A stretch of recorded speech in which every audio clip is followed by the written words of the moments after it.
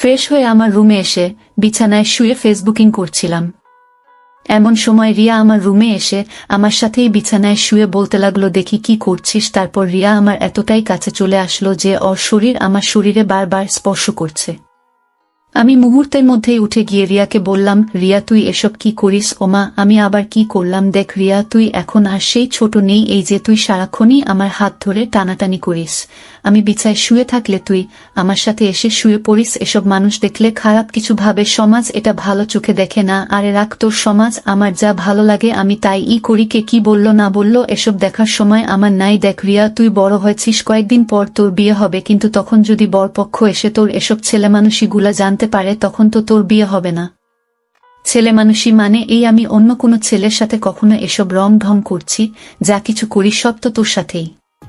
আর তুই তো আমার ভাই, বন্ধু, সবকিছু। আর আমি তোর সাথে এসব করবই। আর তা জেনে যদি কোনো শালায় আমাকে বিয়ে করতে রাজি হয় তাহলেই আমি বিয়ে করব, নয়তো ফোট।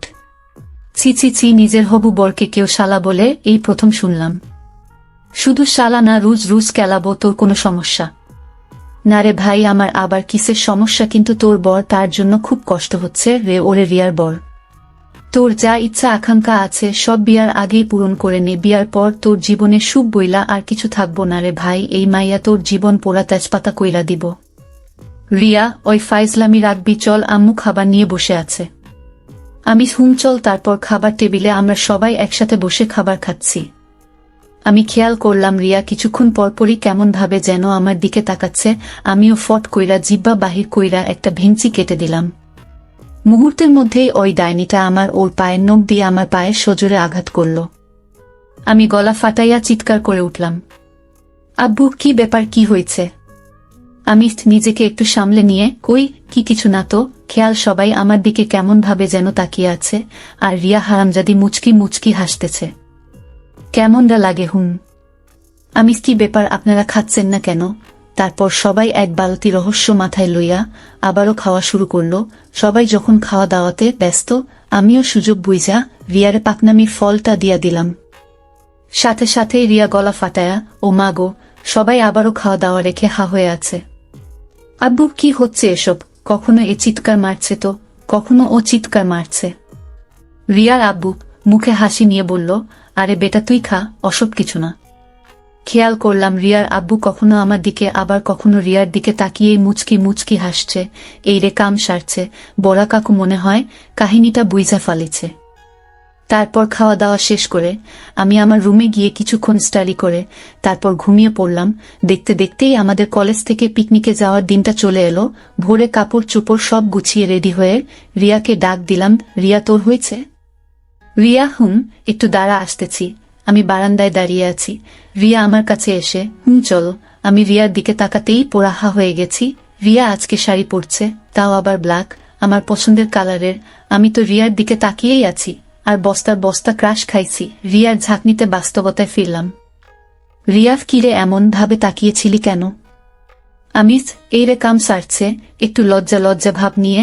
না মানে, আচ্ছা আমাদের দেরি হয়ে যাচ্ছে, চল। রিয়া একটু মুচকি হেসে, চল। তারপর সোজা কলেজ, কলেজ থেকে চট্টগ্রাম। হে হে, চট্টগ্রামের বাসিন্দারা আপনাদের এলাকায় আয়া পড়ছি, কমেন্টে দাওয়াতটা দিয়ে দিয়েন। বাস থেকে নেমে কিছু বিখ্যাত স্থান পরিদর্শন করে শেষ বিকেলের দিকে একটা নদীর ধারে একা একা বসে আছি আর মনের দুঃখে গান গাইতেছি। বন্ধু যখন গার্লফ্রেন্ড লইয়া টাঙ্কি মারে বইয়া বইয়া দুঃখের ঠেলায় কাইন্ডালায় ফাইটটা যায়, বুকটা ফাইটটা যায়। আরে আপনারা কি ভাবছেন পিকনিকে গেলাম, কই ফ্রেন্ডের সাথে মজা মাস্তি করব? আর তা না করে আমি একা একা নদীর ধারে বসে প্রেম না কইরা বিরহের গান গাইতেছি। ভাইরে, দুঃখের কথা আর কি কমু। আসলে আমার যাদের সাথে মজা মাস্তি করার কথা ছিল, ওই হারামিগুলা সব কয়টা তাদের গার্লফ্রেন্ড নিয়া হুহু আমার কান্দন আইতাছে আর কইতে পারমু না। আর আমি হতভাগা সিঙ্গেল, তাই একা একাই সময় পার করতেছি আর কবিতা আবৃত্তি করতেছি। সকালে উঠি আমি জোরে জোরে চিল্লাই, 18 বছর বয়সেও আমার গার্লফ্রেন্ড নাই। কিল্লাই কিল্লাই কিল্লাই কিল্লাই। পরক্ষণেই কয়েকটি মেয়ের খিলখিল হাসির শব্দে পিছনে ফিরে তাকালাম। ওরে আল্লাহরে, আমি এসব কি দেখতেছি? মায়া গো মায়া, কি আর কমু। ভাঙ্গা চূড়া গাড়ি ও আজকে আটা ময়দা মাইখা মুইখা একেবারে বম হইয়া গেছে, আর আমি এইগুলারে দেখা বস্তার বস্তা ক্রাশ খায়ালতাছি। রিয়া, ওই তুই এখানে একা একা কি করছিস? আমি ভাইরে, হারামিগুলা আমাকে এখানে একা রাইখা তারা তাদের গার্লফ্রেন্ডের সাথে কোলাকুলি করতেছে। তিথি, আহারে বেচারা। রিয়া, ওই তোর লজ্জা করে না? তোর বন্ধুরা সবাই গার্লফ্রেন্ড জোগাড় করে ফেলছে আর তুই এখনো সিঙ্গেলই মরছিস।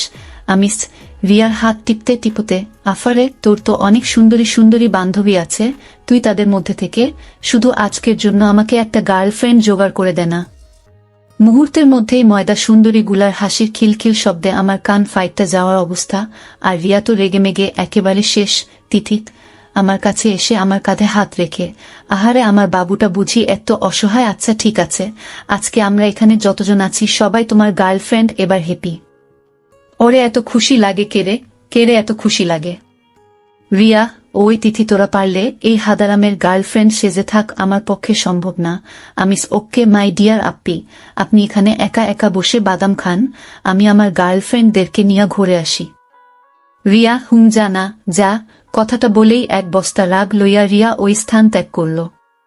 তারপর আমিও বস্তার বস্তা খুশি মনে লইয়া একেবারে বাহুবলী সিনেমার নায়কের সৈন্যদের মতো এক গাটি গার্লফ্রেন্ড লইয়া সেই লেভেলের হাঁটা দিলাম। হারামিগুলার সামনে গিয়ে গার্লফ্রেন্ড গুলার সাথে আলগাপিড়িত দেখাইতে লাগলাম, আর হারামিগুলাও হা করে আমার দিকে তাকিয়ে থাকল।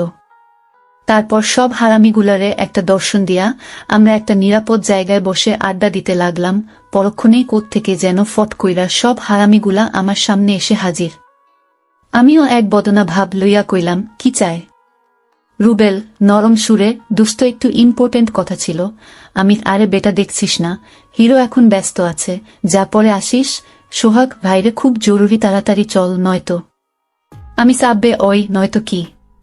মুহূর্তের মধ্যেই সব হারামিগুলা আমাকে এভাবে তুলে নিয়ে যাব। আমি হতপা ছুটতে ছুটতে, ওই আমাকে ছাড় বলতেছি। তারপর হারামিগুলা আমাকে আমার অস্থায়ী গার্লদের কাছ থেকে নিরাপদ দূরত্বে নিয়ে সব হারামিগুলা আমার হাত পা টিপতে লাগলো। ইকবাল দুস্থ, আমি তো আমার গার্লফ্রেন্ড সাথে থাকাকালীন অন্য কোনো মেয়ের দিকে তাকাতেই পারি না, আর তুই এতগুলা গার্লফ্রেন্ড একসাথে নিয়ে ঘুরতেছোস। ভাইরে, কি এমন করছোস আমাকে বল না প্লিজ। সোহাগ, তুই আমার গরু থুকু গুরু, ভাই বল না কিভাবে এতগুলা গার্লফ্রেন্ড একসাথে জোগাড় করলি? আমি তাচ্ছা এই কাহিনী, ওই সালারা তোদের গার্লফ্রেন্ড রাইখাও আবার গার্লফ্রেন্ড খুঁজস। রুবেল ভাইরে, এক জিনিস আর কত ভালো লাগে। আমি তোকে সবকিছুই বলবো, কিন্তু আমার যে এখন খুব ক্ষুধা লাগছে। রুবেল ভাই, তুই যা খাইতে চাস সব খবি, চল হোটেলে চল। এই যে ভাই, আপনারা আবার আসল কাহিনী পুইয়া দিয়েন না, তাইলে ভাই আমি শেষ। তারপর হোটেলে গিয়ে পেট ভুইরা খাইয়া টাইয়া বাইরে আসতেই, রুবেল ভাই, এইবার বল না এত মাইয়া একসাথে কেমনে পটাইলি? আমি, ওইগুলা আমার অস্থায়ী গার্লফ্রেন্ড, কথাটা কইয়া খেচ্ছা দৌড়ো। ইকবাল, অস্থায়ী গার্লফ্রেন্ড মানে? রুবেল, আমি তো কিছুই বুঝলাম না। আমিস দৌড়ানো অবস্থাতেই, বুঝলে বুঝ পাতা, না বুঝলে তেজপাতা। তারপর পিকনিক শেষ করে নারীর টানে বাড়ি ফিরা, থুক্কু। আমি তো বিয়াই করি নাই। আব্বা আম্মার টানে বাড়ি ফিরার উদ্দেশ্যে রওয়ানা হলাম। বাসায় ফিরে ফ্রেশ হয়ে দিলাম একখান ঘুম। পরের দিন কলেজে যেতেই, রিমা, ওই দেখ রিয়ার হবু বর আসছে। আমি, ওই রিয়ার হবু বরকে? হুম। রুবেল, আরে বেটা, রিয়া আপু আমাদেরকে তোদের লটর পটরের কথা সব বলে দিচ্ছে। আমি, ওই রুবেল্লা, একদম বাজে কথা বলবি না, বলে দিলাম। রিমা, তলে তলে টেম্পো চালাও, আমরা বললেই হরতাল। আমি, ওকে ফাইন, আমি রিয়াকেই জিজ্ঞেস করে নিচ্ছি, যদি তোদের কথা মিথ্যা হয় তো আমি তোদের খবর করে ছাড়ব। তারপর সোজা ক্লাসে চলে গেলাম। লাঞ্চের সময় রিয়া আসতেই, আমি, চল বাসায় যাব। রিয়া অবাক হয়ে, কি ব্যাপার, কিছু হয়েছে? আমি, আগে বাসায় চল, সব বুঝতে পারবি। তারপর রিয়াকে নিয়ে বাসায় ফিরে আমি আমার রুমে চলে গেলাম। ফ্রেশ হয়ে লাঞ্চ করে রিয়াকে বললাম, রিয়া ছাদে আয়। কথাটা বলেই আমি ছাদে চলে গেলাম। কিছুক্ষণ পরপরই রিয়া এসে, কিরে কি বলবি বল। আমি, তুই রিমার কাছে কি বলছছ? রিয়া, না মানে? আমি ধমকের সুরে, না মানে কি? রিয়া, বলেছি যে আমরা দুজন দুজনকে পছন্দ করি। আমি, শুধু এতটুকুই রিয়া, আর বলছি আমরা দুজন দুজনকে মানে করি।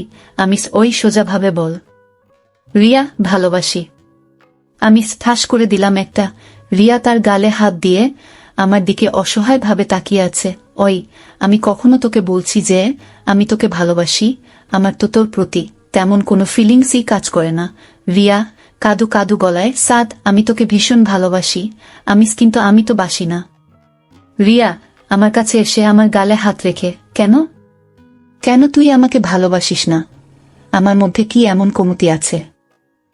দেখো তুই দেখতে অনেক সুন্দরী, স্মার্ট, তাই তোর পিছনে অনেকগুলা ছেলেও ঘোরে, তাই বলে এটা ভাবিস না যে আমিও ওসব ছেলেদের মতো। রিয়া আমি তোকে ওসব ছেলেদের মতো ভাবি না, আর এই জন্যই তো আমি তোকে এতটা ভালোবাসি। দেখো তোর প্রতি আমার একটা অদ্ভুত ভালো লাগা কাজ করত, কিন্তু তখন বুঝতে পারি নাই যে আমি তোকে ভালোবেসে ফেলছি। কিন্তু ওই দিন পিকনিকে যখন তিথি আমার উপস্থিতিতে তোকে টাচ করছিল, তোর সাথে গার্লফ্রেন্ড এর অভিনয় করছিল, বিশ্বাস কর আমি তখন ওই দৃশ্যটা নিতে পারছিলাম না। তারপর আমি অনেক ভাবালাম, আমার মনকে বারবার প্রশ্ন করলাম, কিন্তু প্রতিবারই একটা উত্তরই পেলাম যে তোকে ভালোবাসি দেখ এসব ঢং রাখো, নয়তো আমাদের মধ্যে যে ভাই বোনের সম্পর্কটা আছে না, আমি ওইটাও ভুলে যাব। কথাটা বলেই আমি ছাদ থেকে নেমে আসতে লাগলাম। ঠিক তখনই রিয়া আমাকে বলে উঠল, দেখ সাদ, আমি তোকে অনেক বেশি ভালোবাসি, আর সেই ভালোবাসাটা তোকে অনেকবারই বোঝানোর চেষ্টা করেছি, কিন্তু তুই কখনই সেটা বুঝতে চাসনি।